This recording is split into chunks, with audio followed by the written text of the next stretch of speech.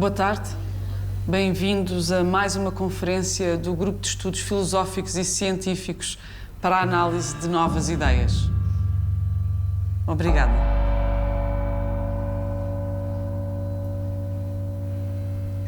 O teatro e a peste.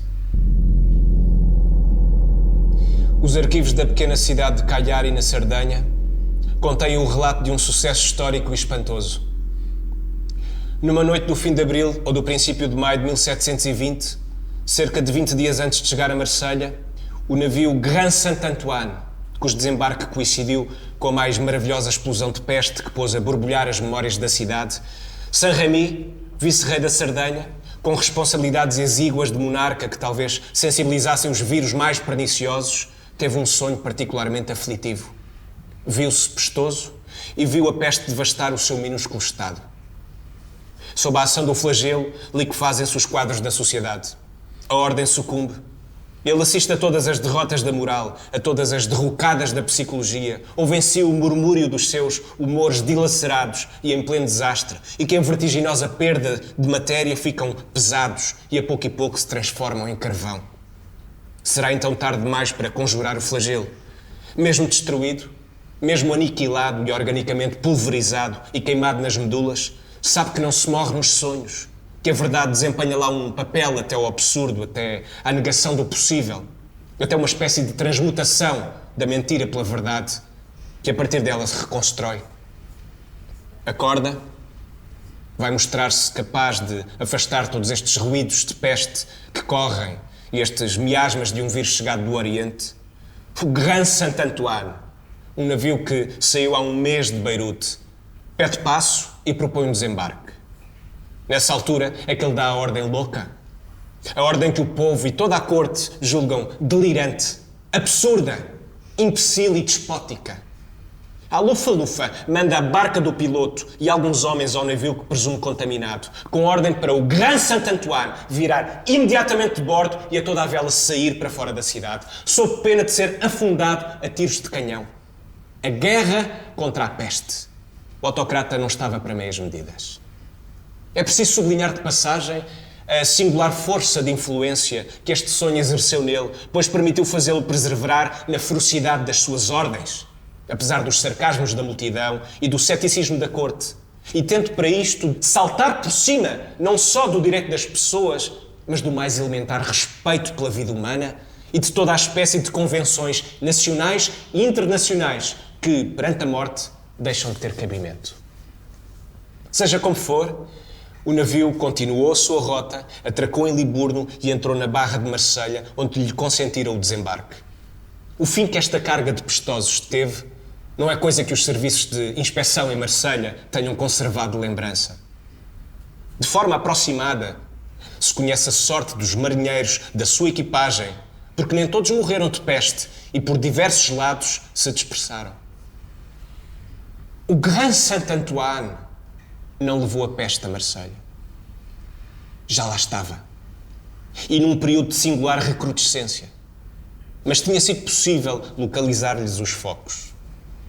A peste que o Grand Saint-Antoine trazia era a peste oriental. O vírus de origem e da sua aproximação e difusão na cidade data o lado particularmente cruel e o flamejar generalizado da epidemia. Ora, isto inspira vários pensamentos. Uma tal peste, que parece reativar um vírus, era capaz de exercer sozinha devastações sensivelmente iguais. Porque em toda a equipagem o capitão foi o único que não apanhou peste. E por outro lado, não parece que os pestíferos recém-chegados tenham alguma vez contactado diretamente com os outros, guardados em bairros isolados. O Grand Saint-Antoine, que passa à distância de um grito em Cagliari, na Sardenha, não deixou lá ficar a peste. Embora o vice-rei captasse em sonho algumas das suas emanações. Porque não se pode negar que entre ele e a peste não se estabeleceu uma comunicação ponderável, apesar de subtil. E na comunicação de uma doença destas é demasiado fácil admitir o contágio por simples contacto. A peste de 1720, em Marselha, valeu-nos as únicas descrições consideradas clínicas que temos do flagelo. Mas podemos questionar se a peste descrita pelos médicos de Marselha era exatamente a mesma peste de 1347 em Florença de que resultou o Decameron. A história, os livros sagrados, entre eles a Bíblia, alguns velhos tratados de medicina, descrevem do exterior toda a espécie de pestes. E bem menos parecem ter retido os seus aspectos mórbidos, que a impressão desmoralizante e fabulosa que deixariam nos espíritos.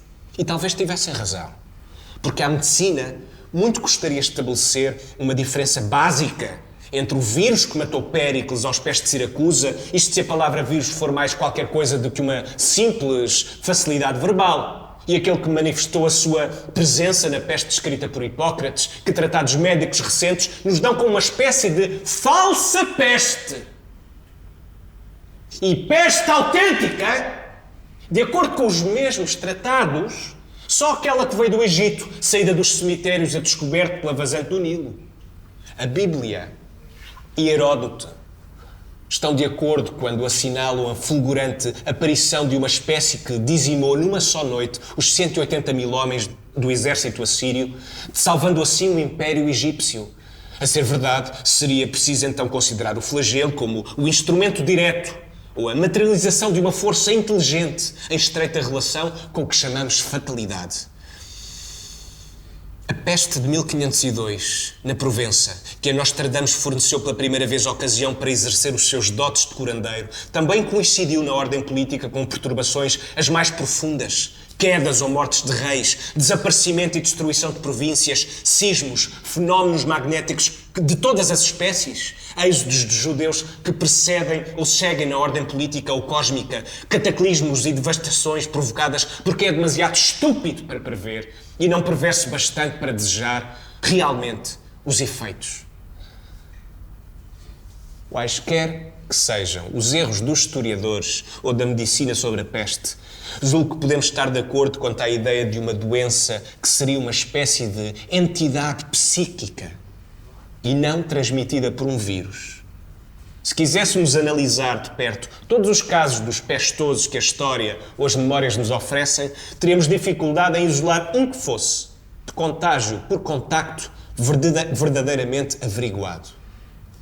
Não existindo a ideia de uma verdadeira entidade mórbida, há formas sobre as quais o espírito pode pôr-se provisoriamente de acordo para caracterizar certos fenómenos. E parece que o espírito pode pôr-se de acordo sobre uma espécie de peste descrita da forma que segue. Antes de qualquer mal-estar físico ou psicológico muito bem caracterizado, manchas vermelhas salpicam o corpo e o enfermo só dá por elas de repente quando começam a ficar negras. Nem tempo tem de se assustar, pois a cabeça desata a ferver, a ficar gigantesca de peso e ele sucumbe. Só então uma cruel fadiga se apodera do enfermo, a fadiga de uma aspiração magnética central das moléculas cindidas ao meio e arrastadas ao seu aniquilamento. Parece-lhe que os humores enlouquecidos, transtornados, em desordem, galopam através do corpo. O estômago resolve-se, parece-lhe que o interior do ventre quer esguinchar pelo orifício dos dentes. O pulso que ora enfraquece até se transformar numa sombra, numa virtualidade de pulso, ora galopa, segue os fervilhares da sua febre interna, o escorrente desvario do espírito. Este pulso que lhe bate pancadas precipitadas como o coração e se faz intenso, cheio, ruidoso. Este olho vermelho incendiado e depois vidrado. Esta língua que lateja, enorme e grossa, primeiro branca, depois vermelha, depois negra. E como que, fissurada e carbonosa, anuncia uma tempestade subterrânea sem precedentes. Não tarda que os humores, fendidos como uma terra pelo raio, procurem uma saída para o exterior. Por entre manchas, formam-se pontos mais ardentes. À volta destes pontos, a pele levanta-se em ampolas, como bolhas de ar sob a epiderme de uma lava. E estas bolhas rodeiam-se de círculos. E este último, parecido como o anel de Saturno à volta do astro, em incandescência máxima, e que revela o limite extremo de um tumor. O corpo é por eles sulcado. Mas tal como os vulcões têm na Terra os seus pontos de eleição, os tumores têm os seus pontos de eleição ao longo do corpo humano.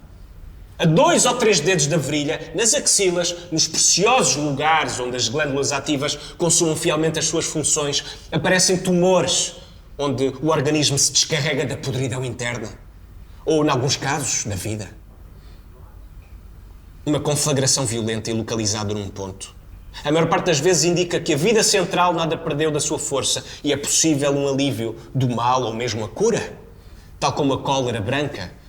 A mais terrível peste é aquela que não divulga os seus sintomas. Aberto, o cadáver do empestado não mostra lesões. A vesícula biliar, encarregada de filtrar os resíduos engrossados e inertes do organismo, está cheia, volumosa até rebentar de um líquido negro e pegajoso, tão compacto que lembra uma matéria nova. O sangue das artérias, das veias, de igual forma é negro e pegajoso. O corpo está duro como pedra. Parece que nas paredes da membrana estomacal se despertam inúmeras fontes de sangue. Tudo indica uma desordem fundamental das secreções. Mas não há perda nem destruição da matéria, como na lepra ou na sífilis. Mesmo os intestinos, que são lugar dos mais sangrentos distúrbios, onde as matérias chegam a um insuspeito grau de putrefação e putrificação, os intestinos não são organicamente atacados. A vesícula biliar, de onde é quase necessário arrancar o pus endurecido que tem dentro de si, e tal como em certos sacrifícios humanos, com uma faca afiada, com um instrumento de obsidiana vitroso e duro, a vesícula biliar está hipertrofiada e em determinados locais quebradiça, porém intacta, sem partícula nenhuma em falta, sem lesão visível, sem matéria perdida. No entanto, há casos em que os pulmões e o cérebro lesionados enegrecem e gangrenam. Emolecidos, escurtaçados, os pulmões caem em aparas de sei lá que matéria negra, o cérebro desfeito, gasto, pulverizado e reduzido a pó, desagrega-se numa espécie de poeira de carvão negro. Deste facto, duas conclusões parecem importantes retirar-se. A primeira, que os síndromes de peste não ficam completos sem gangrena dos pulmões e do cérebro. O pestoso apanha a sua conta sem nenhum dos seus membros apodrecer. Sem a subestimar, o organismo não reivindica a presença de uma gangrena localizada e física para decidir morrer. A segunda conclusão é que o cérebro e os pulmões, os únicos órgãos realmente atingidos e lesionados pela peste, ambos se veem sob a dependência direta da consciência e da vontade. Podemos decidir não respirar ou não pensar, podemos acelerar a respiração, ritmá-la como quisermos, à nossa vontade, fazê-la consciente ou inconsciente, introduzir um equilíbrio entre as duas espécies de respiração. A automática, sob o comando direto do grande simpático, e a outra que obedece aos reflexos do cérebro tornados conscientes. De igual forma, podemos precipitar, afrouxar e ritmar o pensamento. Podemos regulamentar o jogo inconsciente do espírito. O que não podemos é dirigir a filtragem dos humores pelo fígado, a redistribuição do sangue pelo organismo, pelo coração e pelas matérias, dominar a digestão, parar ou precipitar a eliminação das matérias no intestino. Parece, pois, que a peste manifesta em diferentes sítios a sua presença. Liga-se afetivamente a todos os sítios do corpo, a todos os lugares do espaço físico que têm a vontade humana, a consciência e o pensamento próximos e em situação de se manifestar. De tudo isto, ressalta a fisionomia espiritual de uma doença com leis, que não pode ser cientificamente determinada e com uma origem geográfica que seria idiota querer determinar porque a peste do Egito não é do Oriente, que não é de Hipócrates, que não é de Siracusa, que não é de Florença, a negra, à qual a Europa medieval deve os seus 50 milhões de mortos. Ninguém dirá por que razão a peste se abate sobre o cobarde em fuga e poupa o libertino que se satisfaz em cadáveres. Porque onde o afastamento, a castidade, a solidão serem impotentes contra as arremetidas do flagelo, e porque há de um certo grupo de debochados que se isola no campo com Boccaccio, mais 2 companheiros seus de membro pronto e 7 luxuriosas devotas, poder aguardar em paz os dias quentes que no seu auge vem a peste retirar-se. E porque há da peste, num castelo próximo, transformado em cidadela guerreira e com um cordão de homens armados que proíbem as entradas, transformar a guarnição inteira e os ocupantes em cadáveres, poupando os homens armados, os únicos expostos ao contágio. E de igual modo, quem saberá explicar como foi possível os cordões sanitários que Mehmet Ali formou com um grande reforço das tropas no fim do século passado por ocasião de uma recrudescência da peste egípcia, mostrarem eficácia a proteger os conventos, as escolas, as prisões, os palácios e focos múltiplos de uma peste, com todas as características da peste oriental, poderem rebentar de repente na Europa da Idade Média, em lugares sem nenhum contacto com o Oriente. Com estes insólitos, estes mistérios, estas contradições e estes episódios, é preciso compor a fisionomia espiritual de uma doença que mina o organismo e a vida até ao rasgão e até ao espasmo, como uma dor que, ao crescer em força e ao infiltrar-se, multiplica as suas avenidas e riquezas em todos os círculos da sensibilidade. Mas desta liberdade espiritual que faz a peste desenvolver-se sem ratos, sem micróbios e sem contactos, pode extrair-se o jogo absoluto e sombrio de um espetáculo que vou tentar analisar. Instalada a peste numa cidade, os seus quadros regulares desabam, deixa de haver manutenção das vias públicas, exército, polícia, municipalidade. Ao sabor dos braços disponíveis, acendem-se fogueiras para queimar os mortos. Cada família quer ter a sua. Depois começam a rarear a lenha, o lugar e a chama à volta das fogueiras. Há lutas de famílias, logo seguidas de uma fuga geral, porque os cadáveres são aos montes. Já os mortos atravancam as ruas com pirâmides instáveis que animais vão roendo pelas bordas. O seu mau cheiro sobe no ar como uma chama. Ruas inteiras ficam obstruídas com pilhas de mortos. É nesta altura em que as casas se abrem, que empestados delirantes, com o espírito carregado de imaginações terríveis, se espalham a gritar pelas ruas. A doença que lhes corrói as vísceras, que lhes corre o organismo inteiro, liberta-se em foguetes através do espírito. Outros pestíferos sem inchaços, sem dor, sem delírio e sem petéquias, olham-se com orgulho ao espelho, sentem-se a vender saúde, mas caem mortos com a malga da barba na mão, cheios de desprezo pelos outros empestados. A escória da população imunizada, ao que parece pelo seu cúpido frenesi, entra nas casas abertas e deita a mão a riquezas que ela reconhece inúteis, porque impossíveis de gozar. E só então o teatro se instala. O teatro quer dizer o gratuito imediato que incita atos inúteis e destituídos de vantagem nessa conjuntura. Os últimos vivos exasperam-se. O filho, até então submisso e virtuoso, mata o pai. O casto sodomiza o próximo. O luxurioso torna-se puro. O avarento atira às mãos cheias o seu ouro pela janela. O herói guerreiro incendeia a cidade que antes tinha salvo com o seu sacrifício. O elegante apralta-se e vai passear nos açougues.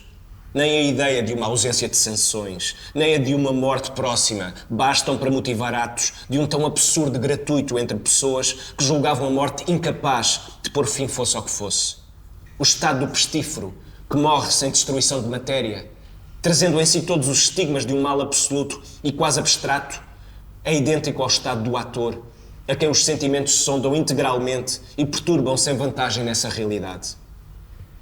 Entre o empestado a correr aos gritos no encalço das suas imagens e o ator no encalço da sua sensibilidade, entre o ser vivo construtor de personagens, que sem isso ele jamais teria pensado imaginar, que as realiza no meio de um público de cadáveres e alienados delirantes, e o poeta que inventa intempestivamente personagens e as entrega a um público de igual modo inerte ou delirante. Há outras analogias que explicam as únicas verdades que contam e colocam a ação do teatro, como a da peste, no plano de uma verdadeira epidemia. Ali, onde as imagens da peste relacionadas com um poderoso estado de desorganização física são como os derradeiros foguetes de uma força espiritual que se esgota. As imagens da poesia no teatro são uma força espiritual que inicia a sua trajetória no sensível e dispensa a realidade. Uma vez lançado na sua fúria, o ator precisa infinitamente mais virtude para se impedir de cometer um crime que o assassino coragem para chegar a executar o seu. E é aqui que, na sua gratuitidade, a ação de um sentimento no teatro surge como qualquer coisa infinitamente mais válida que a de um sentimento idealizado.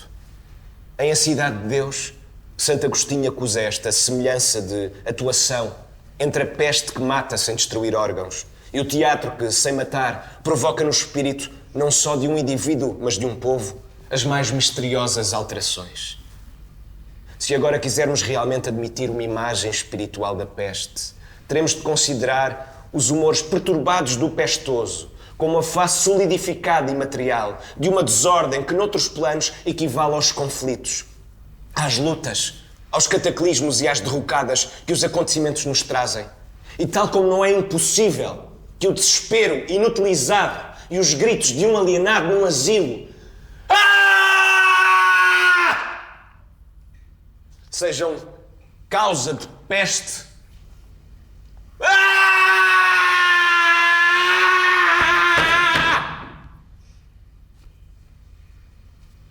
Também pode muito bem admitir-se que, ao passarem para o plano do teatro, os acontecimentos exteriores, os conflitos políticos, os cataclismos naturais, a ordem da revolução e a desordem da guerra, através de uma espécie de reversibilidade de sentimentos e de imagens, se descarreguem com a força de uma epidemia na sensibilidade de quem os contempla. Antes de mais, importa admitir que o jogo teatral, como a peste, seja um delírio e seja comunicativo. O espírito acredita no que vê e faz aquilo em que acredita. É o segredo da fascinação. Porque se o teatro é como a peste, não é apenas por atuar sobre importantes coletividades e as perturbar num sentido idêntico. Há qualquer coisa no teatro, como na peste, simultaneamente vitorioso e vingador. Este incêndio espontâneo que a peste ateia onde passa não é mais do que uma liquidação imensa, um desastre social tão completo, uma tamanha desordem orgânica, este extravasar de vícios, esta espécie de exorcismo total que comprime a alma e a põe fora de si, indicam a presença de um estado que é, de certa maneira, uma força extrema e onde se revelam todos os poderes da natureza no instante em que ela vai consumar qualquer coisa de essencial. A peste apodera-se de imagens que dormem, uma desordem latente, e de repente empurra-as até aos gestos mais extremos. E o teatro, também ele se apodera de gestos e empurra-os até ficarem fora de si. Tal como a peste, refaz a cadeia entre o que é e o que não é, entre a virtualidade do possível e o que existe na natureza materializada. Recupera a noção das figuras e dos símbolos tipos que atuam como golpes de silêncio, suspensões, calafrios, chamadas de humor, impulsos inflamatórios de imagens nas nossas cabeças bruscamente acordadas. Todos os conflitos que dormem em nós. Restitui-nos com as suas forças. E a estas forças põe nomes que saudamos como símbolos. E à nossa frente dá-se então uma batalha de símbolos projetados uns contra os outros, num impossível atropelamento. Porque só pode haver teatro a partir do momento em que o impossível realmente começa e a poesia que surge no palco alimenta e sobreaquece símbolos realizados. Estes símbolos são o sinal de forças maduras, mas até então mantidas sob escravatura e inutilizáveis na realidade. Explodem com o aspecto de imagens incríveis que conferem direito de cidadania e de existência a atos hostis por natureza à vida das sociedades. Uma verdadeira peça de teatro transtorna o repouso dos espíritos, dos sentidos, liberta o inconsciente comprimido, leva a uma espécie de revolta virtual, impõe às coletividades reunidas uma atitude heroica e difícil, tal como a peste. O teatro é, portanto, um formidável apelo de forças que conduzem o espírito, pelo seu exemplo, à origem dos conflitos. Se o teatro essencial é como a peste, não é por ser contagioso, mas porque é, como a peste, a revelação, a exposição, a projeção de um fundo de crueldade latente, através do qual se localizam num indivíduo ou num povo todas as possibilidades perversas do espírito. Como a peste é o tempo do mal, o sacrifício, o triunfo das forças negras que uma força ainda mais profunda alimenta até à extinção. Há no teatro, como na peste, uma espécie de estranho sol, uma luz de intensidade anormal, onde parece que o difícil e até mesmo o impossível se tornam de repente nosso elemento normal. Normal! Normal!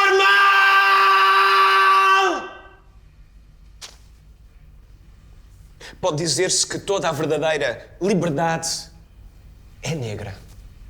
E se confunde infalivelmente com a liberdade do sexo, que também é negra. Sem que saibamos muito bem porquê.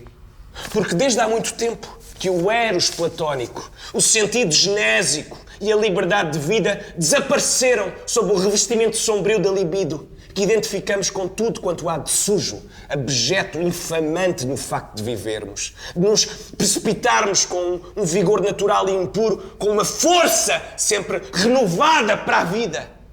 E é por isso que todos os grandes mitos são negros.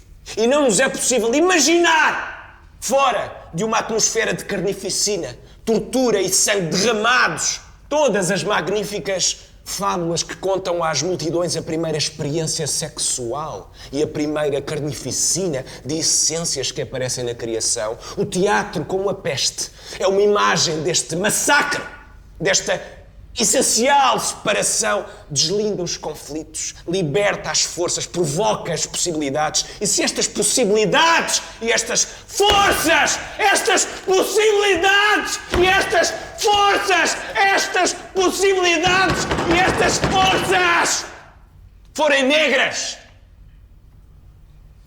a culpa não é da peste ou do teatro, mas da vida. Não vemos que a vida, tal como é e tal como a fizemos, ofereça muitos temas de exaltação. Parece que, através da peste e coletivamente um gigantesco abscesso, tão moral como social, se esvazia.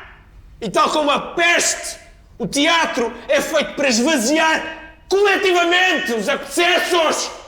Coletivamente! Coletivamente! É provável que o veneno do teatro, lançado no corpo social, o desagregue, diz Santo Agostinho. Mas falo à maneira de uma peste, de um flagelo vingador, de uma epidemia salvadora, em que todas as épocas crédulas quiseram ver o dedo de Deus, e não é mais do que a aplicação de uma lei de natureza, onde todo o gesto é compensado por um gesto e toda a ação compensada pela sua reação.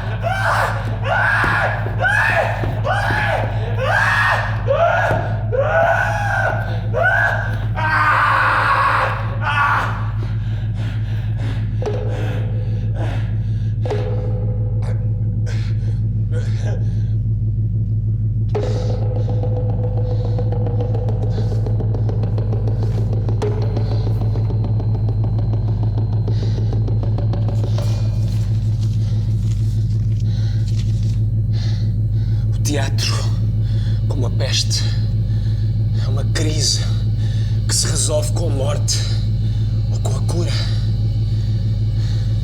E a peste é um mal superior, porque uma crise se completa e nada mais resta depois dela a não ser a morte ou uma extrema purificação. Da mesma forma, o teatro é um mal, porque equilíbrio supremo que não se atinge sem destruição convida o espírito a um delírio que exalta as suas energias. E vemos, para terminar, que do ponto de vista humano, a ação do teatro, como a da peste, é benéfica, porque levando os homens a verem-se como são, faz cair a máscara, descobre a mentira, a frouxidão, a baixeza, a hipocrisia, sacode a inércia asfixiante da matéria, que chega às mais claras certezas dos sentidos, e revelando às coletividades o seu poder sombrio, a sua força oculta, convida-as a assumir uma atitude heroica e superior diante do destino, que de outro modo nunca teriam assumido. E a questão que agora se coloca